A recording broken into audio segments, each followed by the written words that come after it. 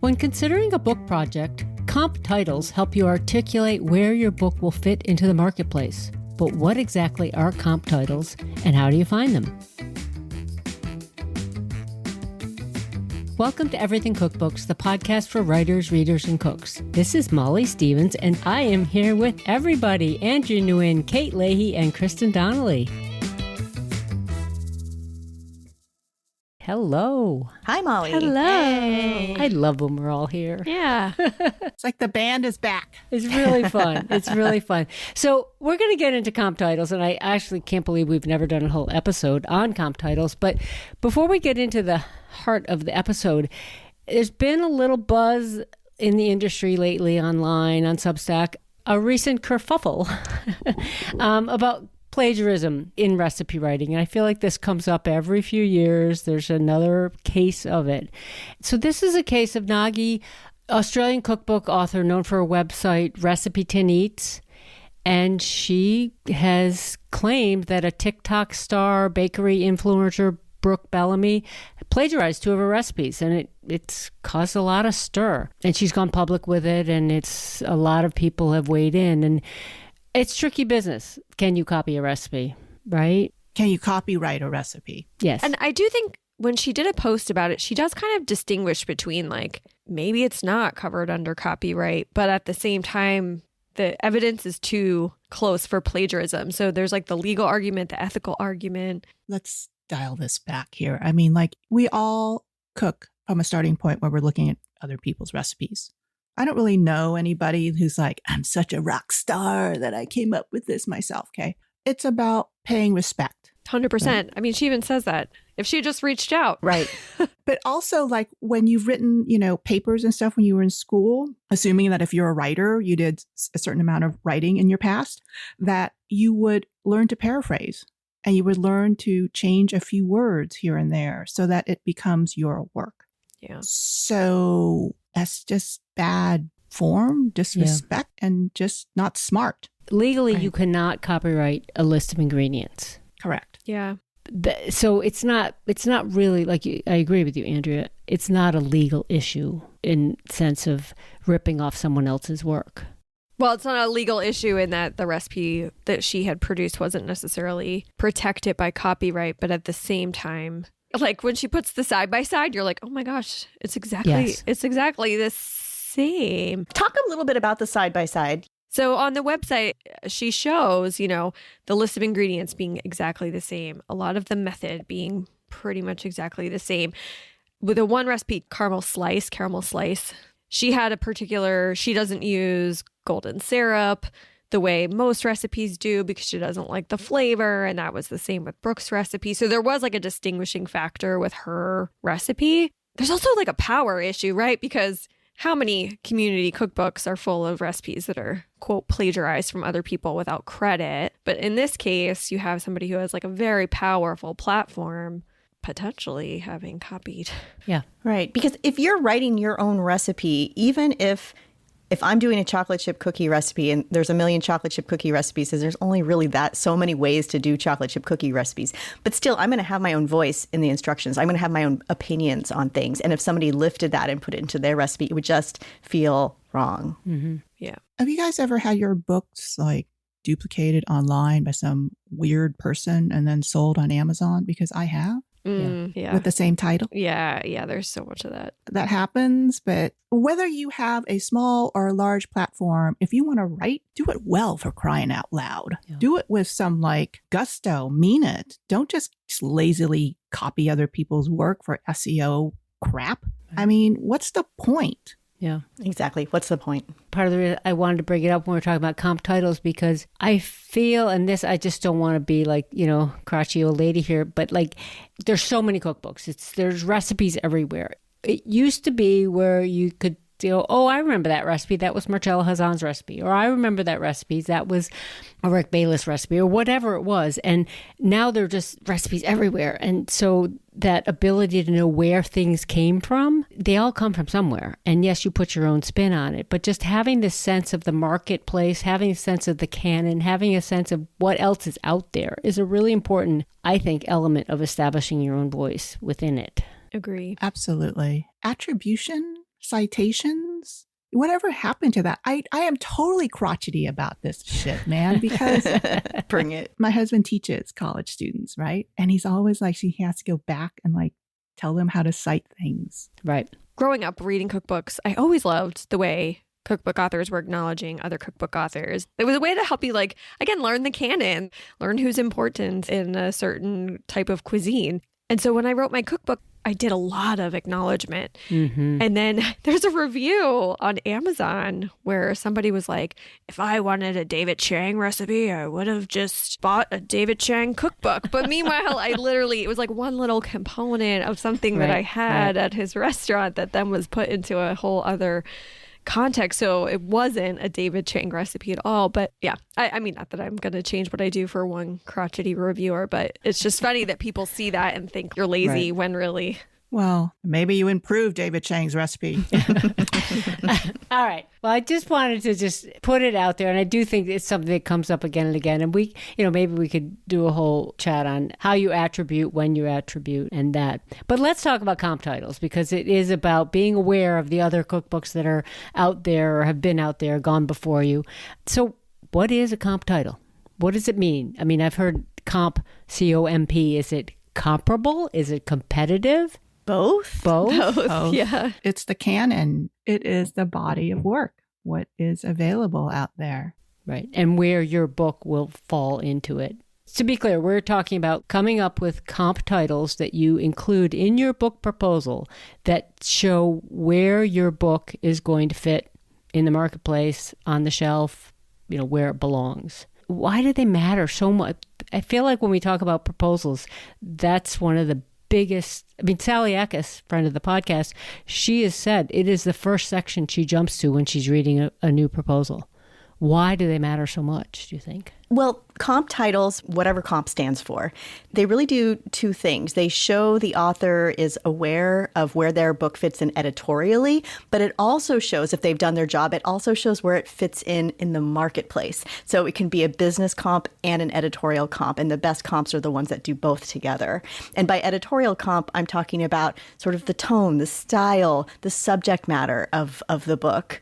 And then for a marketing comp, it's like, how many copies will this book potentially sell? Will it sell as many copies as this book that is similar to it? So those are the ways, that's why comp titles are so important, because that's also going to be, if you get a book deal, the comp titles are what the sales and marketing team and the editorial team, they're going to bring that to create their P&L, their profit and loss statement, and figure out how big your advance is going to be. Mm-hmm. And a lot of that is based on the comp titles. Yeah. I remember when Raquel Pelzel came and spoke at an Insider series, she said a lot of times the editors and the publishers end up doing like a whole other version of comp titles for their internal team. So that an editorial comp is going to be, this book is going to have a similar scope, or it's going to be very content oriented? Very content oriented. Okay. Yeah.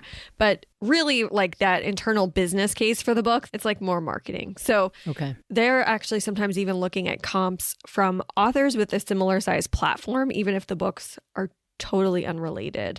So like this person has 5,000 followers on Instagram, but they have a newspaper column and they're an expert in laminated pastry or so, I don't know. And this person has 5,000 Instagram followers, but also a national column, and they're an expert on avocados, right? Yeah.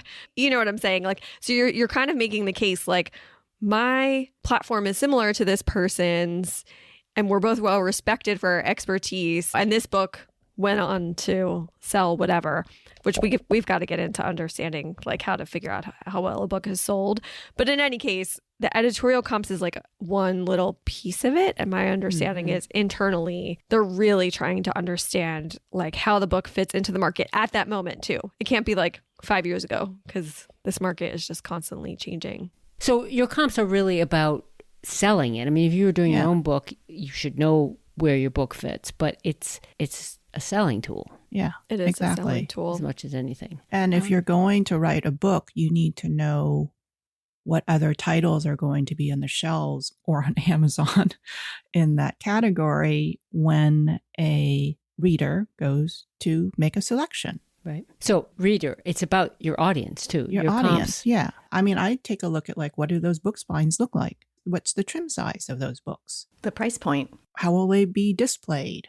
I never thought of like the editorial comps because my writing is so focused on very particular subject matters. And I've been lucky enough to write first in certain subjects like banh mi or pho. And no one's else written on those subjects before. But I think that publishers looking to see like whether or not this person really has it. Do you have the mojo to like beat out the competition? And do you have a sense of how you fit? Yeah. Right. How you fit into the market and the canon. We keep talking about the canon, but like... I just want to back up a second because I think understanding what a comp title is early on in your project can help you research your own idea and maybe home in on what the most important topic is that you should write about. So, before you get too deep into a project, do your comp research early. And you can do it in a way that's more editorial. Like how is my book fitting in? How many books are out there? You might think your idea is so original and you don't realize there's 100 books that are very similar to it until you start looking and researching that. And that actually might make you excited, like, oh, but no one's talking about this. I know there's a market for these books because in this subject matter, people love books on this, people love Italian cookbooks, but there's a lot of Italian cookbooks. So how do you make yours special? It doesn't mean that there's too many Italian books and yours doesn't fit. It might mean that you have to niche down. But you don't know that until you've actually looked at a lot of books. I think some people get really excited about writing a cookbook without having a big cookbook library of their own, and that is fine. You just then have to like go out to bookstores, go on Amazon, do your research, go to the library and see what's out there before you think, oh, I want to write a cookbook. Right. And I want to talk about how and where you find comps, but two things. One, another editorial distinction, I think, is single subject versus general. I mean, things like that are editorial comps. But Andrea, you said something that I want to return to as well, is about you're writing books on something nobody, they're not other books on that. So if your book is groundbreaking, there aren't going to be very many comps out there if you're writing a book on a topic that's never really been covered. So do you find other books that are groundbreaking and those are your comps? Or other books by similar people with similar platforms? I mean, there's a lot of ways around it, obviously. Right. Let's say, I've written a lot of single subjects, Asian dumplings, Asian tofu, banh mi, and pho. For those, with the dumplings and the tofu book, there were other books that were very far ranging. So I was like, what do I have to contribute, right? Mm-hmm. That's always what we go back to. How do I differentiate? What do I have to say, man? Right. What am I like? How am I going to like make this different and exciting for myself to get me from the beginning to the end of this journey? And with banh mi, there'd been nothing like it before. I looked at sandwich cookbooks. I looked at hamburger cookbooks because I was like, if there can be a hamburger cookbook, why can't there be a banh mi cookbook? And then for pho, it was just like soup. Who's doing soup? What kind of soup books are there? Is there a chicken soup book? And I'm like, well, I'm just going to do this pho thing, one kind of soup, but done my way. Right. And how do I do that in a creative manner that teaches the reader something very valuable about technique, but also about culture? And then with like Vietnamese food any day, it was like, there are no cookbooks that just offer Vietnamese food in like just supermarket ingredients. You have to like go to an Asian market. I'm starting to think in your case, some of your comps are probably your own books. No. And I think people are using Andrea's books now as their own comps. Absolutely. Oh, sure. That's when you know. Oh, yeah. Well, I hope That's so. when you know you've made it. Yep. Yes, I know. I worked on a book that's coming out in the fall called Turtle Island with Chef Sean Sherman, and we did a proposal with comps. And I was just looking back because there were not a lot of indigenous cookbooks besides the one he had written. There were some older ones. And I think there were some in the pipeline, but they weren't yet out. So the way we handled it, I'm looking back, we talked about Jubilee by Toni Tipton Martin because of the way she brought in history into those recipes, a lot of storytelling. We actually brought in the Nordic cookbook by Magnus Nilsson just because it was big. And originally this book was going to be like pretty big. It's not as big as that anymore, but that was just to show the scale, and the fact that that book had sold well was helpful. We brought in a book by Anissa Halou called Feast, about food of the Islamic world. So things that were like really talking about food from a sense of place and large geographic areas. So that's kind of how we ended up handling it. Yeah, that's really, I love that you said the word scale there as a way to think Yeah. about what your book will encompass. Yeah, I think the book now is about a little over 400 pages, but we were potentially considering something like big. We wanted to show that there is a market for that. It's such a funny thing because I think when we're working on our own books, it's going to be just so unique and new and like nothing like it. And so in a way, doing comps, you're sort of like, wah, wah, there's so many books like it. But as you were saying, Kate, it's the opposite. You're finding sort of a place for it. Like, oh, there really are people who want books that are written like this or answer these questions, solve these problems. Also on that, things keep evolving. So comp titles need to be current. They need to be recent. And so if you're looking at what's out there for your comps that you want to put in your proposal, they need to be within the past 5 years. You're not looking at books that came out 15 years ago. Even if they're incredible award-winning books, that's not really helpful in a proposal setting. It's great for your research. It's great for figuring out what your book's going to be about, but that's not the type of comp you're going to put in a proposal. It's a really good point. We had a recent pitch slam with Sally Eckes, and we talked a lot about comps. We always talk about comps, but there were people from all over the world in that session. So where and how you find comps, I think is going to, because I think one of the things Sally was saying is go to your local bookstore, go to a bookstore. If they have a rich culinary department, get in there and look around. Not everybody can do that. Not every town has a culinary bookstore. So where and how do you find these comps? I look on Amazon. Amazon's really useful for comps, actually, for comp research. Sometimes even the descriptions must be for search, but sometimes we'll say like, this book is great for, and it'll actually like list some audience segments. So it's good for your audience section. It's good for just seeing how they are framing their book. And then it's not always the perfect indicator, but like numbers of reviews can help you give an inclination of how well something might have sold. Are there hundreds of reviews? I feel like you can at least like do a 10 times whatever the review is, right? And feel confident that a book has sold at least that many copies. For you, Kristen and Kate, when you're working with these collaborations, when sometimes the chefs are just like, my story is so unique, my food is so unique, and I want to have a book that reflects where I am in this particular time of my life. What do you do about that for those comps? That's a really good question, because oftentimes I think the agent is the one who's looking at the comp section more than like the agent who's trying to sell the book deal than the chef or food personality that you're collaborating with. So I don't think I've ever had a conversation about comps really in any detail.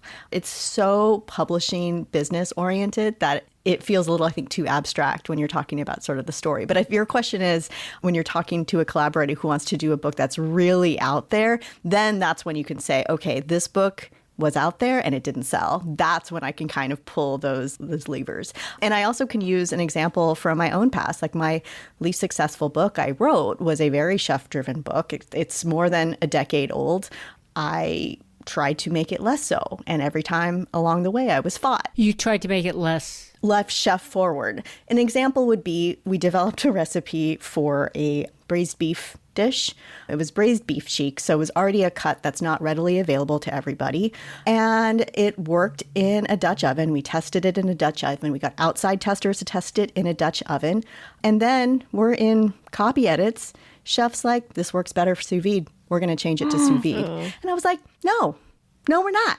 You can't do that. He's like, but it's so much better. And I said, people can't do that. Like, it's already been tested. Like, it's already going to be a stretch.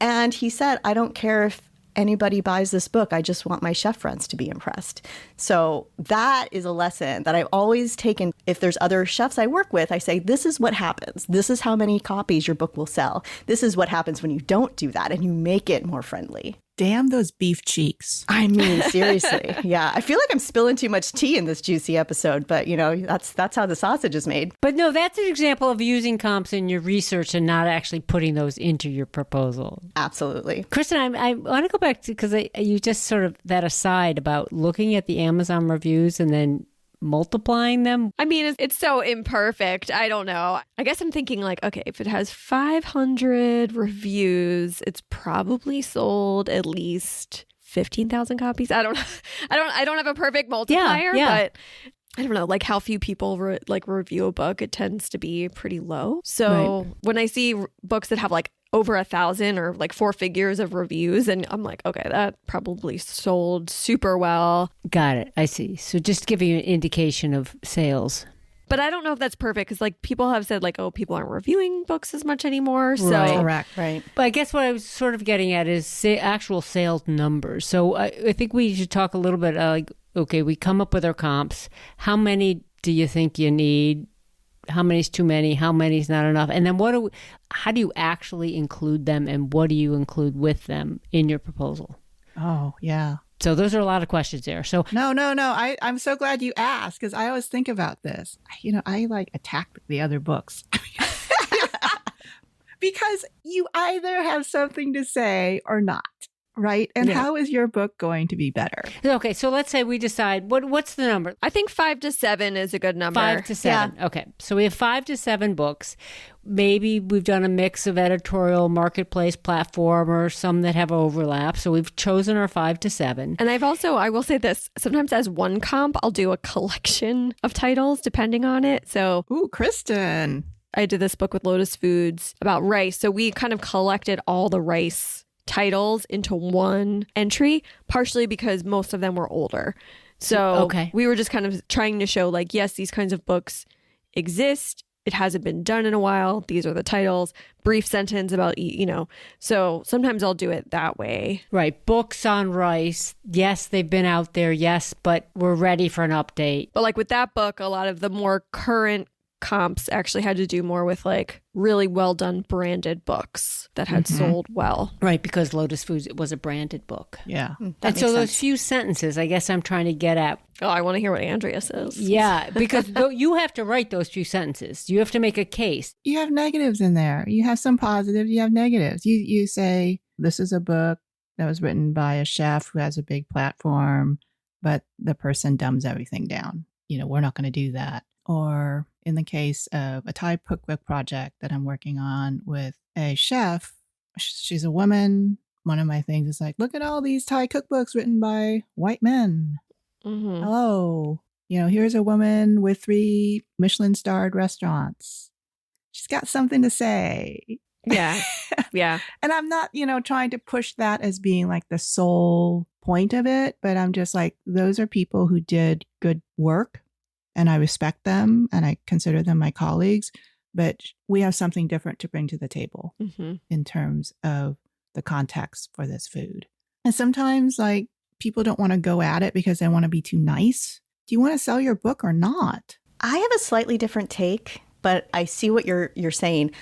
My take is I want to find books that have been successful that this book can be successful with. So I want to say why this book is successful in my summary of that comp and why my book will also be successful. And so I do it a slightly different way because I think I used to do it that way, Andrea. And then now just thinking about more marketing and sales. Okay, what is a book that, maybe this person has a comparable platform or a comparable story to the person I'm writing the book with?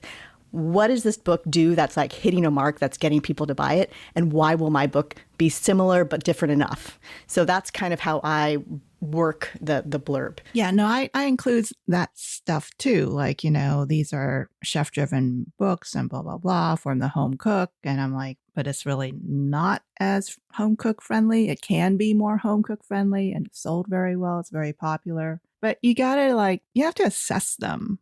I think it's especially true in a more crowded market. It's really crowded. Yeah. I feel like with Sean's book, it was not a crowded market. So you're almost trying to make a case that there should be a market for this. And so then you're trying to look at like what books are similar from a scope point of view, or I guess like just people who maybe love the merging of culinary and history or culture. So we didn't necessarily need to talk that much about how the book was going to be different because it was obvious. So it was more like, these are the things we want to emulate. And this is also why that book has been successful. But if you're in a crowded market, like your Italian cookbook or whatever, yeah, you're probably going to need to like really get into those differences. Right. And I think there's room for both things, that you're explaining what this one of your comp titles does, or several of them, and how yours will be different and or how it will be better. Sometimes those are the same things, but other times it's like, this is a great book. I love this book. Mine is going to be different enough that people are going to want both of these books. Or this book sold very well, but I'm even going to do a better job. The time is right for this book now. And then when it's appropriate, do the similarity thing. Let's say the platform, like what you all said earlier. If you've got like an influencer who has successfully sold X number of copies, or it's a well-reviewed book on Amazon and elsewhere, and you aspire to that, or you feeling that you can get that going for your particular idea, then yeah, follow that. Make sure that that is underscored and included in your comps. Yeah. How long do you think this has to be? I don't think each blurb that you say about each book has to be terribly long. It's important to have the title, the subtitle. I like to include how much the book sells for.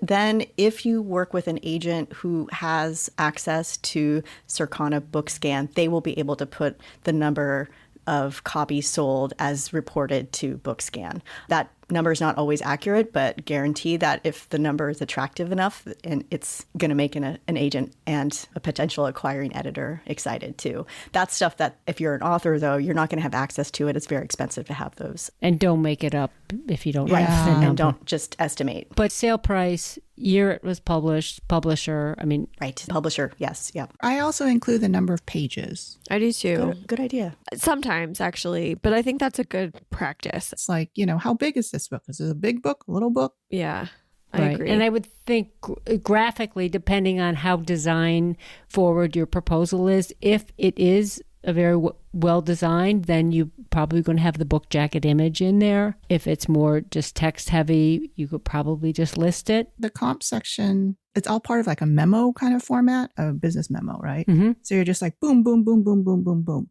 Because they're just going to glance at it. They don't Right. need a book review. Yeah, exactly. It's not a book review. That's a really good point. No, it's not this book is about. It's why it's a comp. Don't do 500 word essays. This isn't like high school book reports. 3 paragraphs. Double space.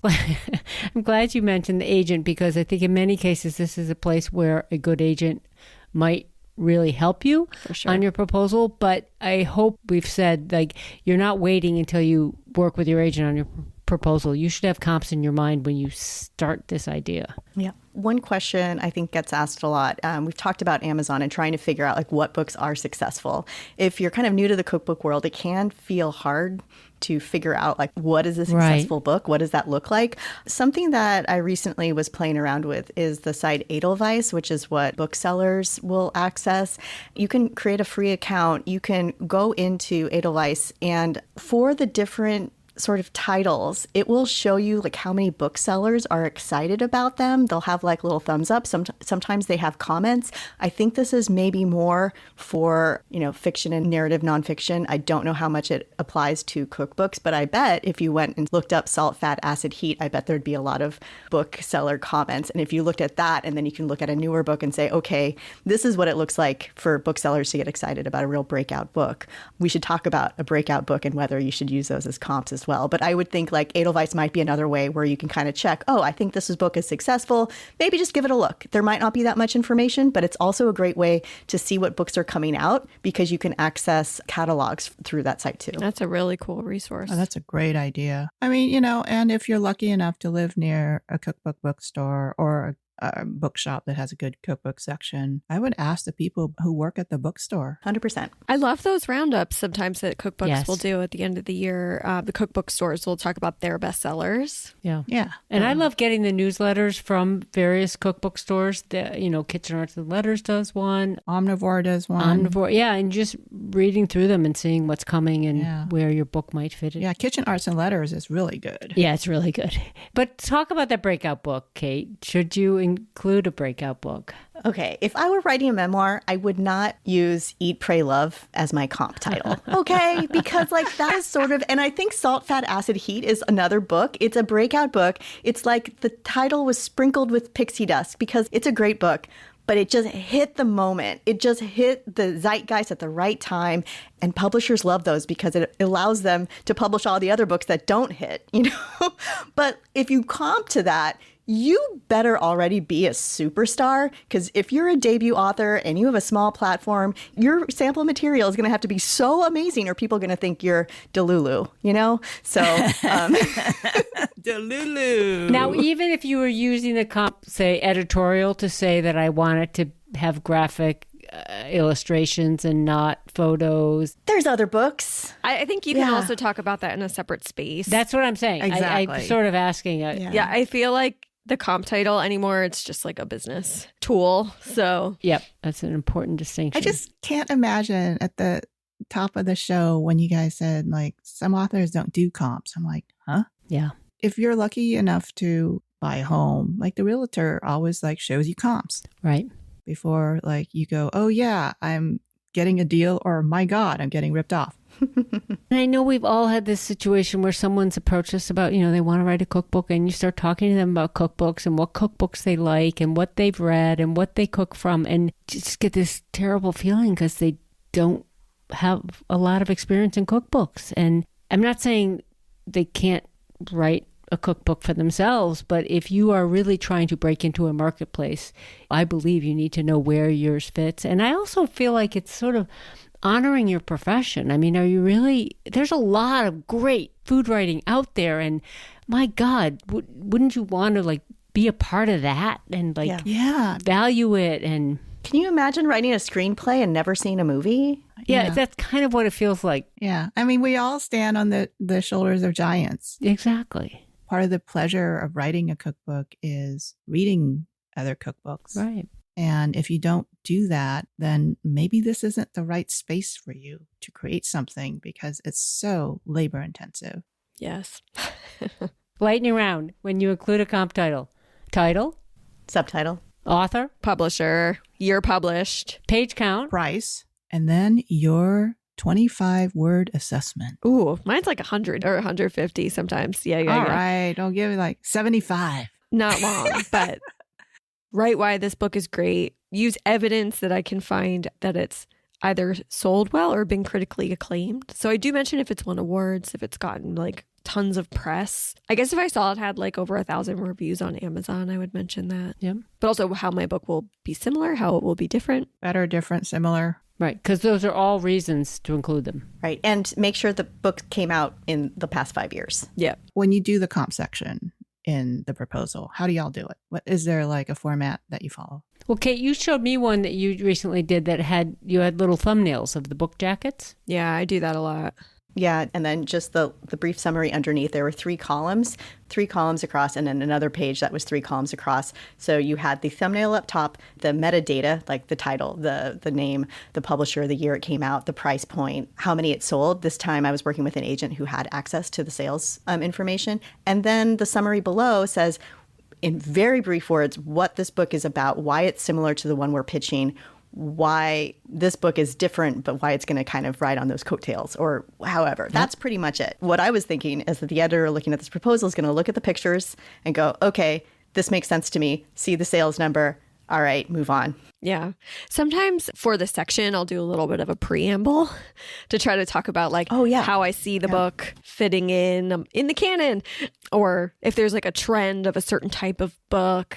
I do just a 1-sentence introduction. I list the titles. I've never done thumbnails of covers because I figure they can look it up. And then I always follow the list of comps with a paragraph that says, well, why does this idea different, better, similar, and how will it appeal to people? Yeah. Here's a secret about these comps. If you do the right comps, they're going to follow this book throughout the publishing process. So what's going to happen is the editor is going to use that. And when they present in-house to their sales and marketing team, everyone's going to be presented this book and your summary, and you're probably going to have, a cover of your book at that point. Then there will be like 5 books listed, and it'll have the sales numbers, like how well this book did. And then that's what the publishers use when they're talking to sales teams. So the sales team can go into the bookstore and say, this is why you need to carry this book in your store. This is why comps are so important. And earlier in my career, I had no idea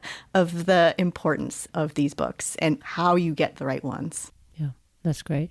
It's almost like your comps create a bit of a puzzle, and if in that puzzle there's a missing piece, that's a huge message too. It's like there are all these books that are around this topic, but mine is going to fill the missing piece here too. It's also nuanced. But it's funny because we were preparing for this chat, I was like, I'm sure we've had a whole episode on comps, and we really haven't. I mean, they've come up over and over again, especially if we're talking to agents or editors. But I think it was really good to get down into the granular level of how you do it and why they matter. Right. Molly, before we wrap up this episode, I kind of want to just talk about the role of comps and how it's more important now than ever. And I think it's because cookbook publishing in general is changing so much.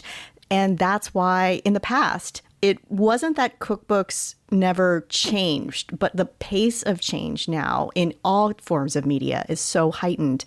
And I think that's why if you really want to write a cookbook, knowing what's coming out now and having sort of your fingers on the pulse and seeing what's really moving the needle is more important than ever. And I think that's why there's a lot more focus on comps than there used to be, say, 10 years ago when I was, writing my first few books with 10-speed. Comps weren't really even that important. They're like, oh yeah, that sounds like a good idea. Let's do it. I have a vision for it. And now I feel like it's so different. It's like, well, we got the P&L to think about. We got to figure out like where this book fits in. We got to figure out your advance. So give us some good comps. It's kind of life or death for your book. Yeah. Absolutely. Yeah, this is a very expensive, everything is getting more expensive. As I say. And I agree 100% with everything you've just said, Kate. I also think it's not just like, oh, the business of books, I have to do this. It's really good for you as a cookbook author to understand. 100%. I love doing it, actually. Like, it's like, oh, I get to go to the bookstore for the afternoon. Right. I get to order some new books. So I'm trying to like shift that mindset, like, oh, I have to do this. This sounds so hard, to being like, it's so cool to think my book might end up, if I do this right, as part of these other titles or better than these other titles that I'm including here. Yeah. Yeah. Absolutely. I think that was a lot of great stuff. And as always, really fun to see you three. And I didn't mean to say it the other day, but I think I'm coining it. Instead of chit chat, it's shit chat. That's what we do in everything.